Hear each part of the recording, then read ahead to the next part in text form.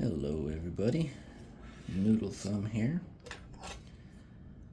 Today I've got a SFIC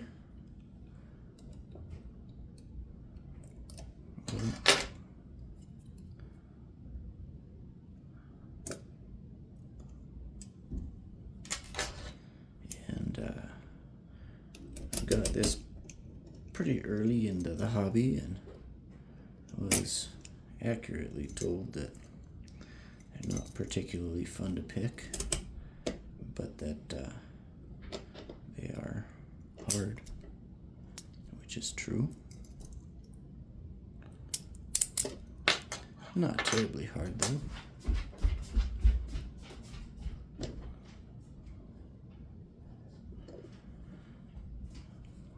What I haven't done is gut this lock. I have picked it to operation once.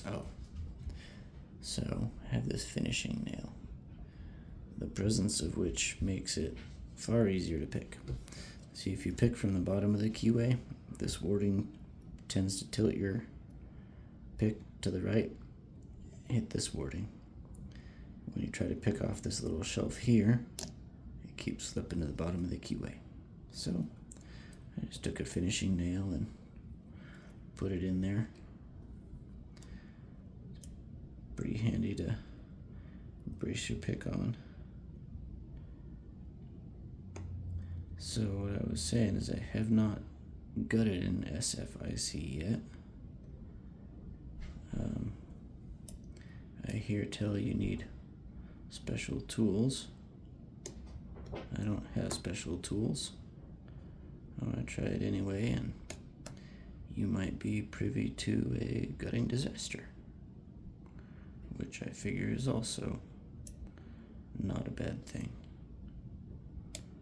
I mean, it'll be a pain in the butt for me, but maybe entertaining, which is the whole point of a hobby, right? And it might be instructive for you. I mean, it'll definitely be instructive for me. So I figure, what the heck? Why not give it a try?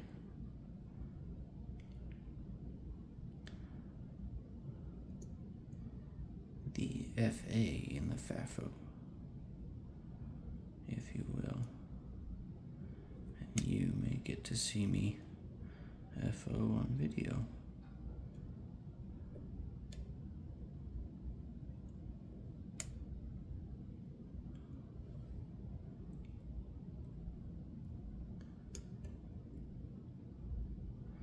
In the background here you see a safe lock. It says Sergeant Greenleaf 6730. I got from Hobbs.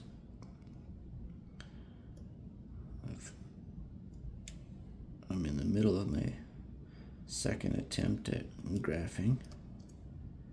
My first one was uninterpretable,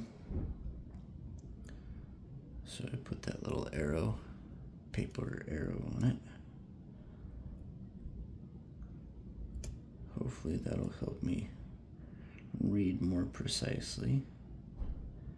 The big question is whether my fingers are going to be sensitive enough to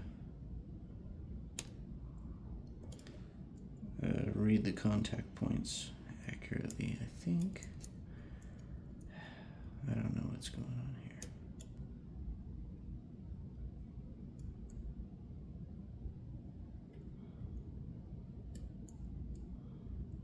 Problem with picking on camera is it splits attention.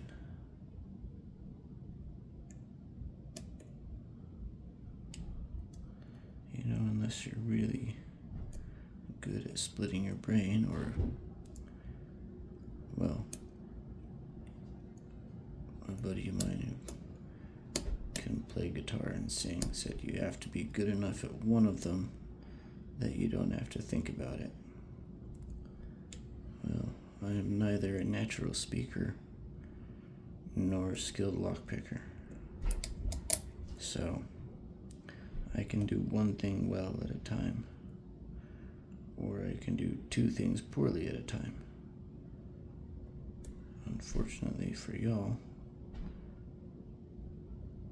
you only get to watch if I do two things at the same time, so.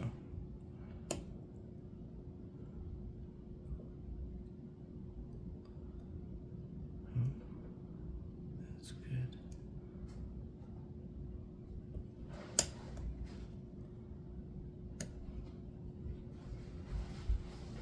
Got some good feedback from pin 3 there. Oh, dropped one.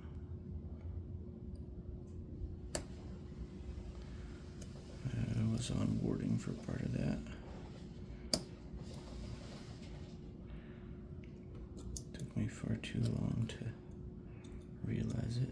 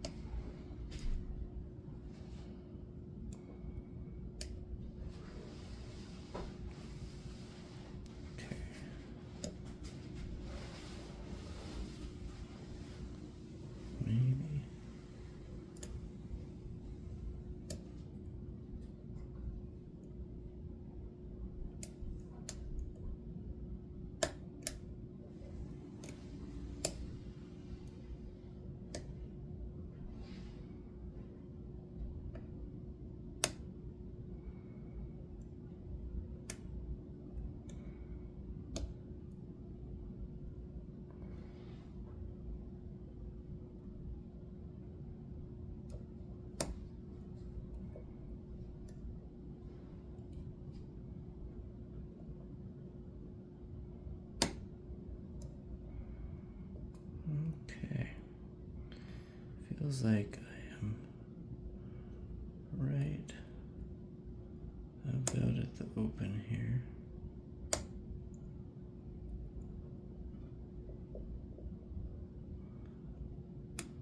Maybe.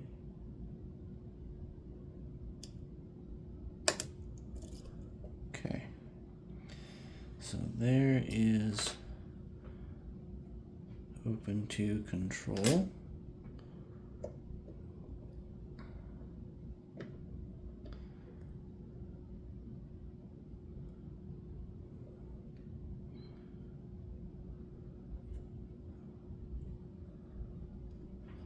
Huzzah.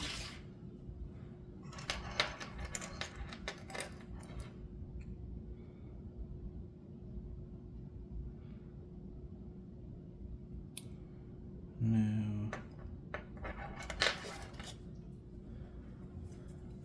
I'm going to try and be fancy. I'll show you both the keys here. The difference in bidding is only pin 6. I need to set it a little bit deeper for operation. And so I'm going to try and be fancy.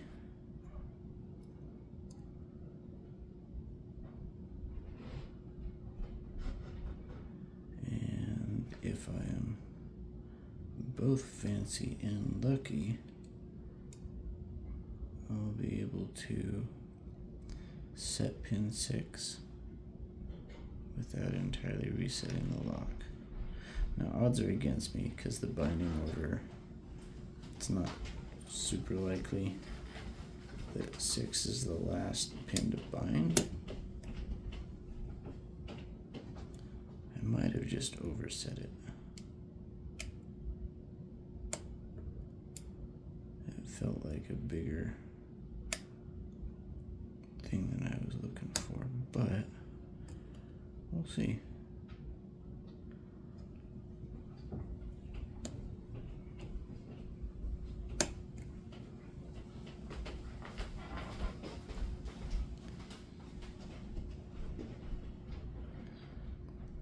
Okay, and those pins felt good. Okay, so I don't think I overset.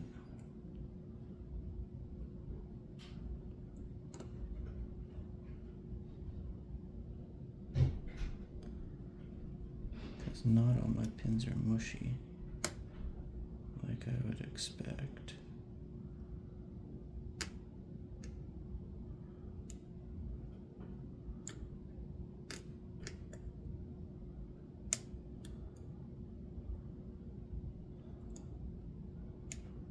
Let's see.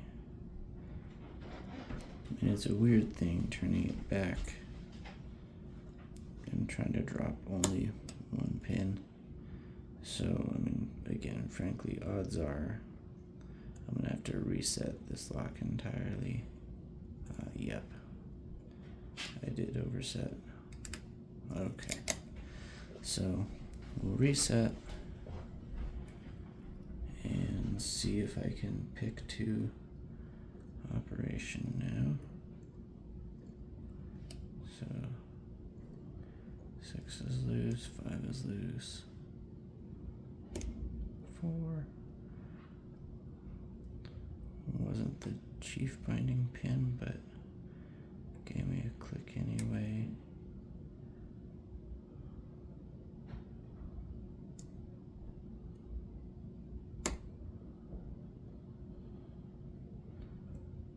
Okay.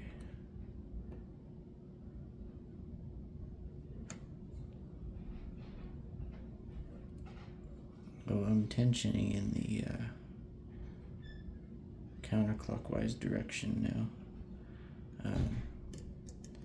And that is because control won't work.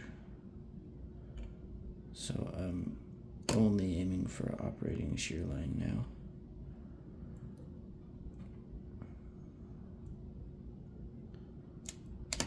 Before I was, oh, that was an overset. Before I was going for whichever one I hit first. And so turning in the clockwise direction, you can hit either shear line. Counterclockwise, it's only gonna move when I'm on the operating line.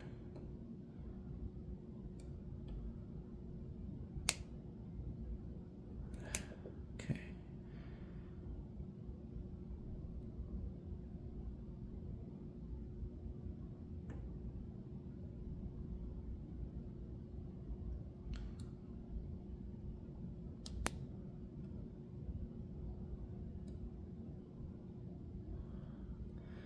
Overset pin one a couple times. I think we're good now.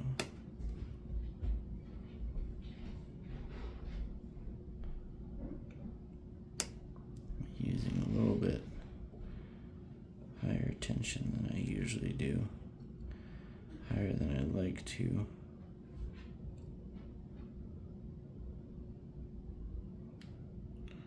It just means I'm actively fighting the tension to move pins. But after oversetting a couple times, I get frustrated and don't want to keep doing that if I can avoid it.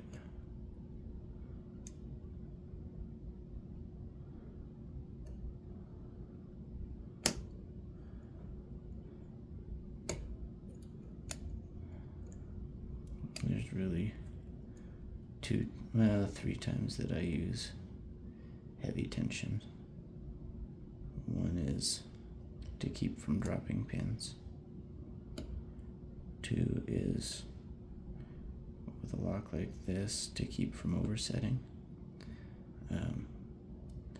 It's a sign that my skill is not particularly good. And 3 is when I get impatient and am not controlling myself very well. I'll find myself using higher tension than I need. And then I remind myself that chilling is an option. Usually things go much better when I do that.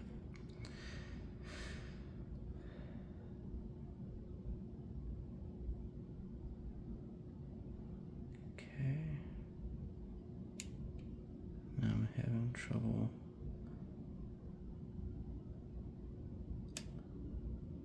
figuring out which pin needs to move.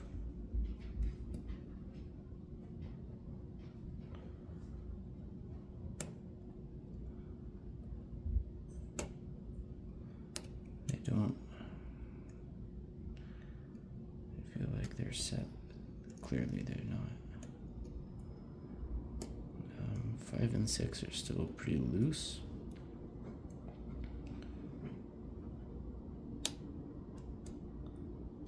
That might have been it.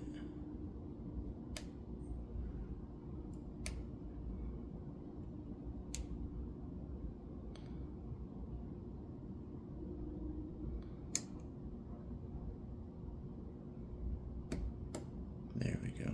That was 3.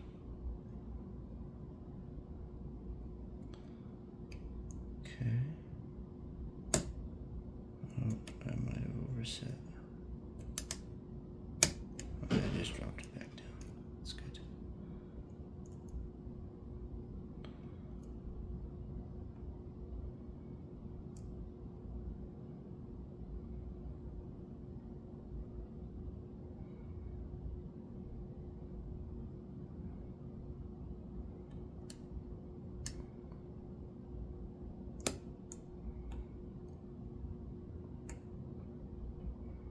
Nope, I overset.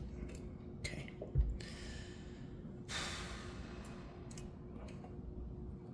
Gonna chill. He is medium tension this time. See, I heard that one, but didn't feel it in the tensioner. That was better.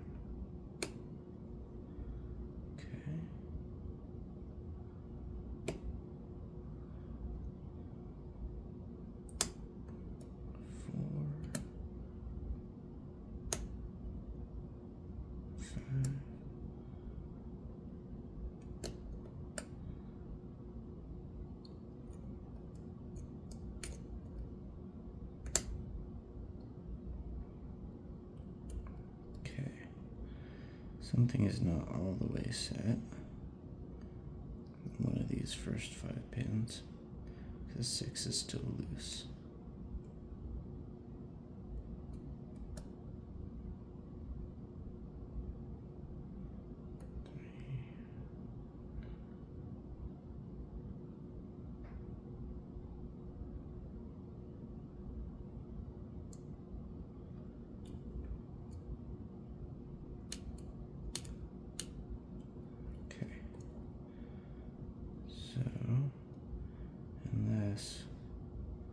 Unless I did overset.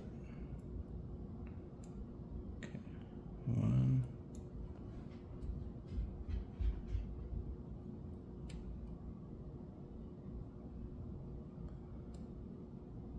It's 2. I think 2 is not set yet.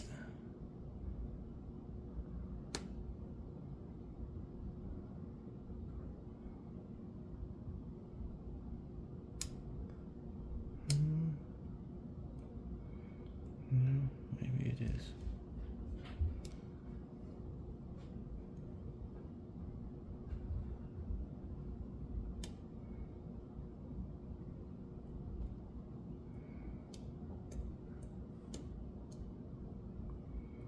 Okay, 1, 2, 3, 4. See, these are all loose. Oh, 6 is not loose anymore.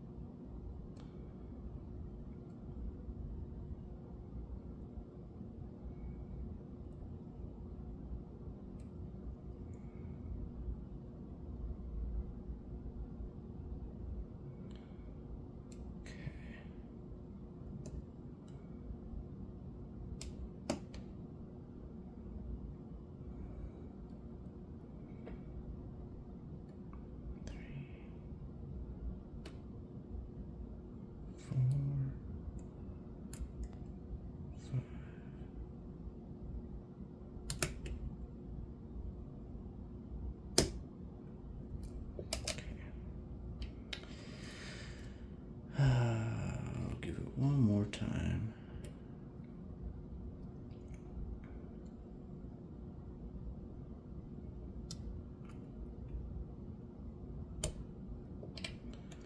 No, I wonder if this little cheater device is binding. It felt an awful lot like it was.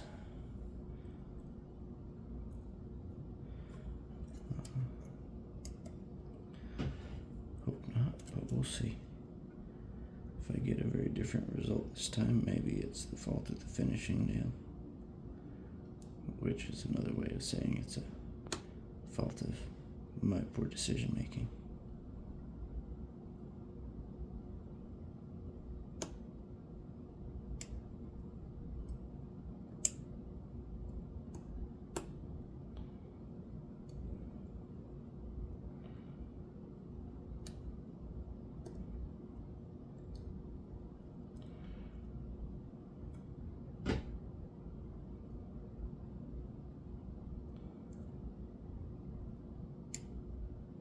I think maybe I'm oversetting 3 off the bat.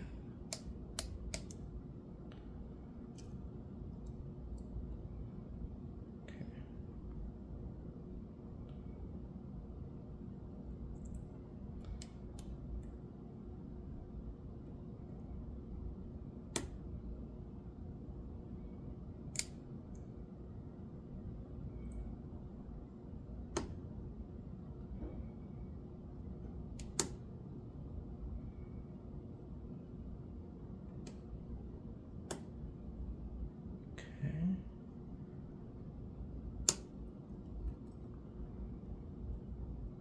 This is feeling better.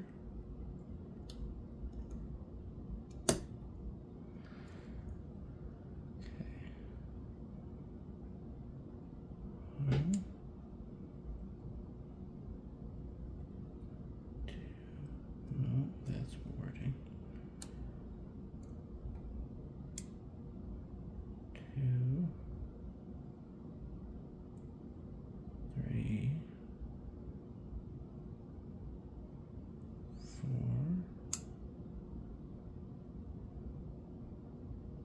5,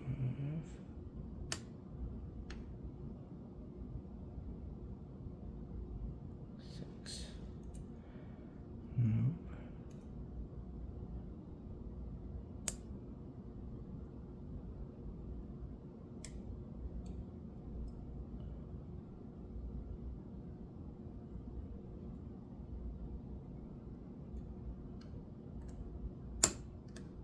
There we go.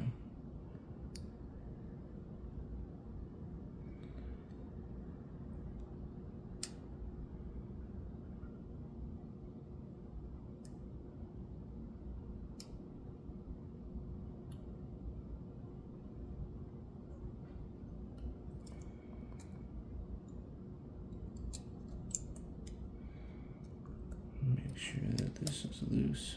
Okay. It is.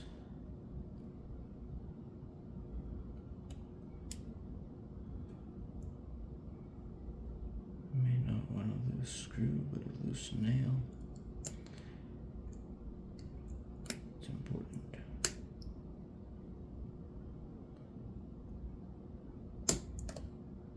And there we go. So control and operation. SFIC. Done. Now, for the belt submission, already in a purple, so I don't need it for that. But for the belt submission for small format interchangeable core, which is what an SFIC is, you do not have to gut. However, for entertainment purposes, I have decided that I want to try. So here we go.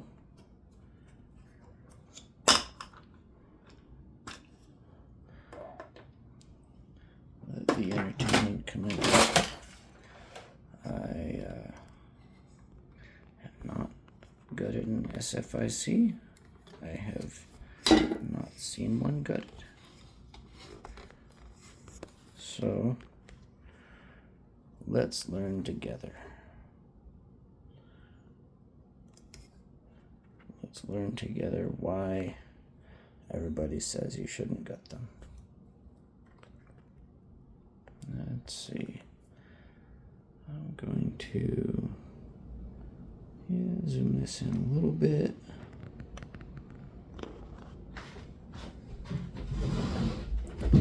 I'll see if I can still keep this within gutting rules, guidelines by, showing everything nicely and not going out of frame, that kind of thing. But we'll see if I can even successfully gut this. Again, I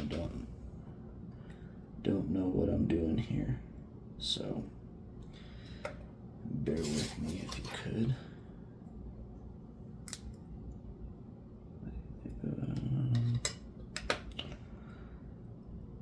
I should probably keep with my standard practice of using the key when I gut.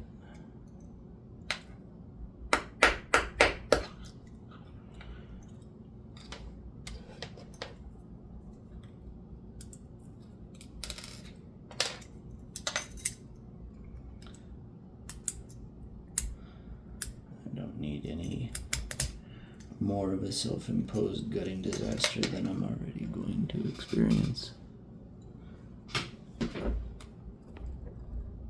There we go. All right.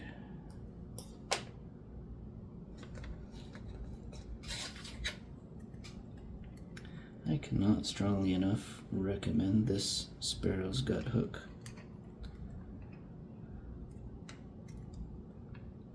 It is a fantastic implement. I quite like their tensioners as well. Their 15 thousandths hooks, not so much. They're very bendy. But I'm sure they have their uses. See if I can even get a shim in here.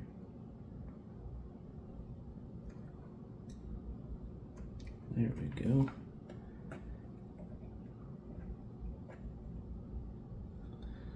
All right.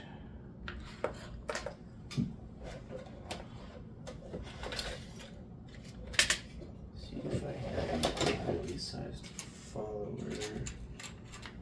Maybe that little guy. It's close.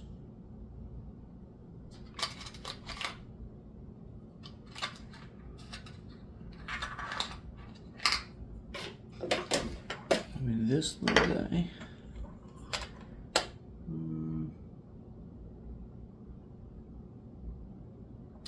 This might be a little big. Yep. And this one is a little small. Of the two, little small is probably the way to go.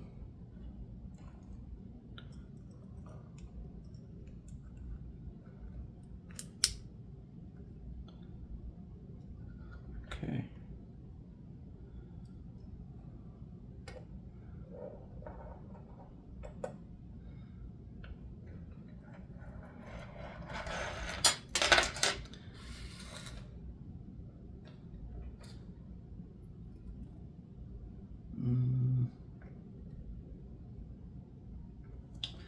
Yeah, that's not as good for showing things off. Let's use my still fairly small but not quite mini pinning tray.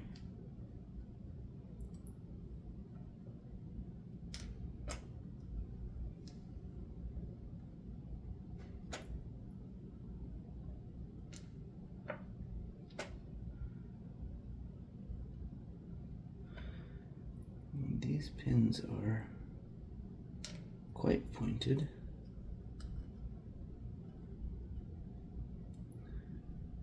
explain why it's such a pain in the butt to even get the key in. And there you see the master wafer for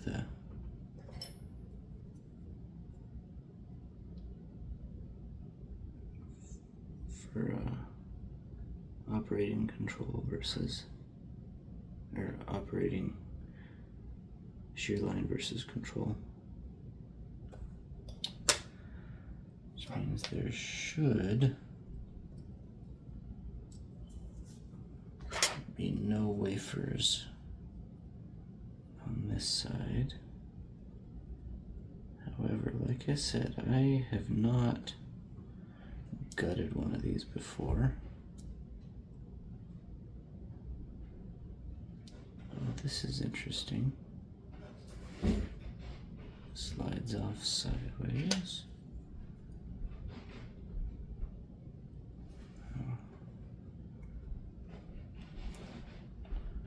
Take my shim out of the way. So that faceplate slides off. And I'm guessing there are little mechanical things in here that are going to fly apart at some point.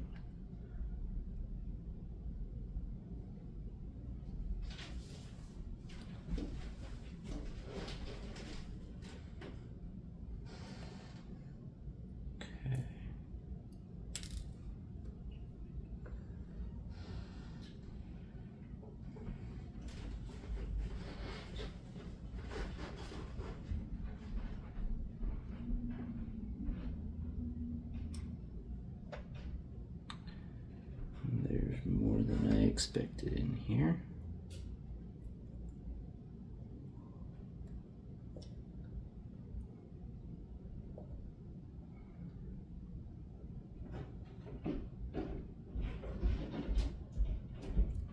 Oh, that was actually, those belong to pin 1. There we go. I knew something was wrong there, but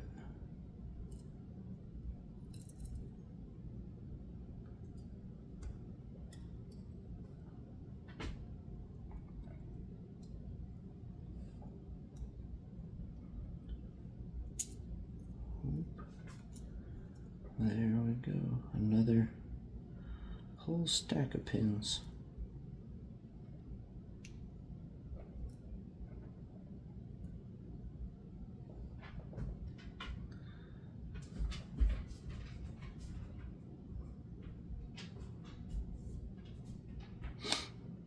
Now, why?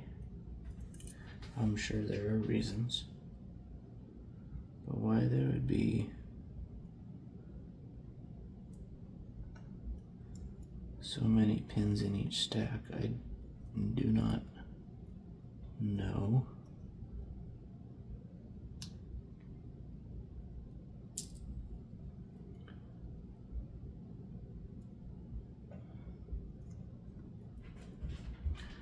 I'm sure there is a reason. And I'm sure it has something to do with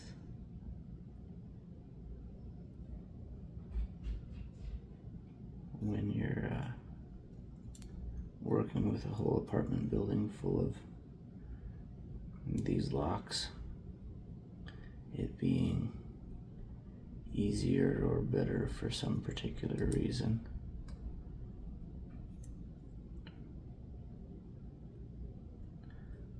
But it seems to me like just extra parts. Okay. And that was part of stack 3. Okay.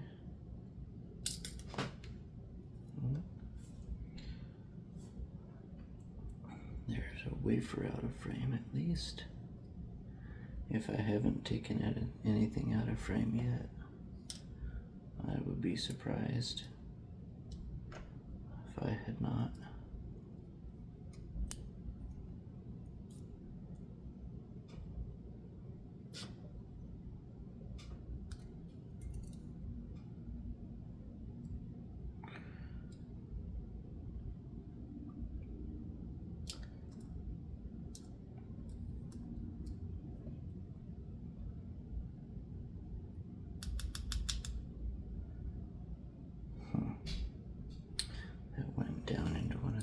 wafers. There we go.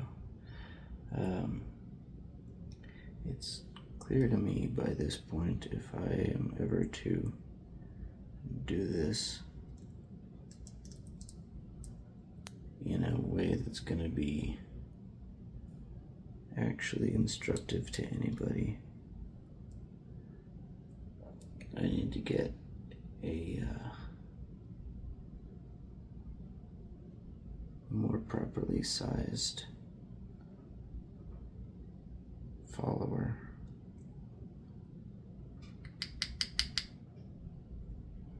That spring doesn't want to come out. Okay.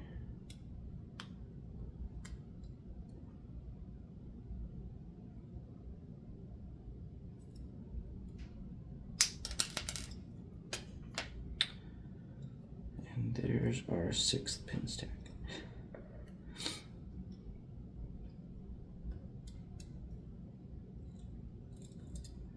All right. Well,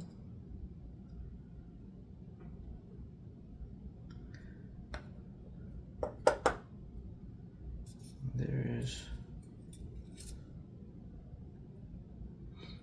the candy jar looking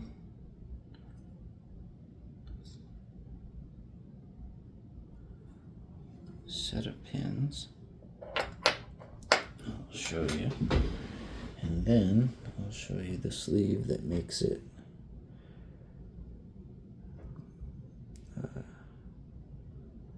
work for control. So there's all the pins. So it looks like a standard 2 wafers plus a driver, and then a key pin. And it looks like the drivers are uniform in length.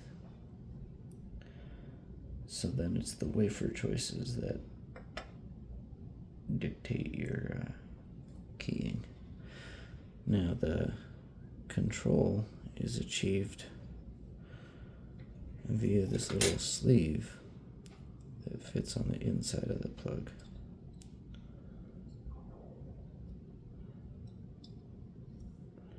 And I can pull that out. So you see there's a outer sleeve, and then this inner sleeve slides in there.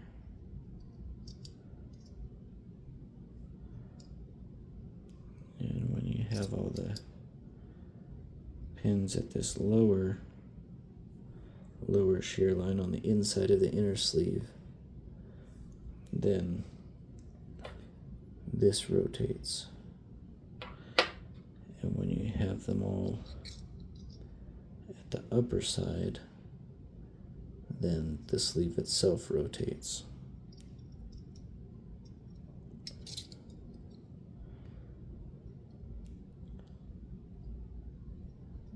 And then when you withdraw the key, this little lug is retaining the lock inside the housing, so it can't pull out. You insert the control key, it goes flush, and then you can pull this entire unit out as one and change your lock. Right. Now we've got to figure out how to put this all back together. I am not going to bore you by doing that on camera, but now you've seen someone pick and gut an SFIC. Have a good one, everybody.